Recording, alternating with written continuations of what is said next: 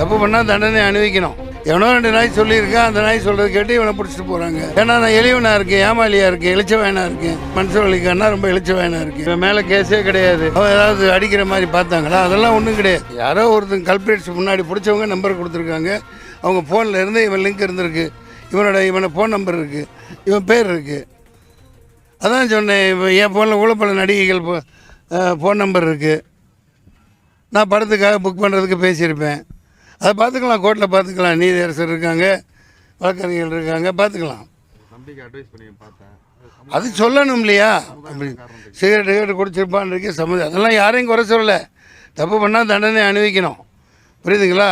வச்சுருந்தா தப்பு பண்ணியிருந்தா அதை பார்க்கலாம். ஆனால் அவன் ஏதாவது காரில் பிடிச்சாங்களா, ஏதாவது வசதி பிடிச்சாங்களா, அவன் ஏதாவது அடிக்கிற மாதிரி பார்த்தாங்களா? அதெல்லாம் ஒன்றும் கிடையாது. எவனோ 2 நாய் சொல்லியிருக்கேன், அந்த நாய் சொல்கிறது கேட்டு இவனை பிடிச்சிட்டு போகிறாங்க. ஏன்னா நான் எளிவனாக இருக்கேன், ஏமாலியாக இருக்கேன், எழுச்சவாயனாக இருக்கேன்.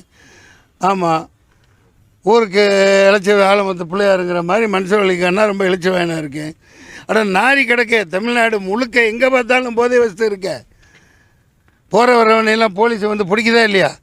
மடக்கி இடைக்கி ஹெல்மெட்டு போடல, பொண்டாட்டியோட குழந்தைகளோட ஒரு லவ்வரோட தம்பிகளோட கோயிலுக்கு ஏதாவது ஒரே நாளில் நிப்பாட்ட முடியும். நேரம் வரும், அப்போ நான் பொங்குவேன். நன்றி, வணக்கம்.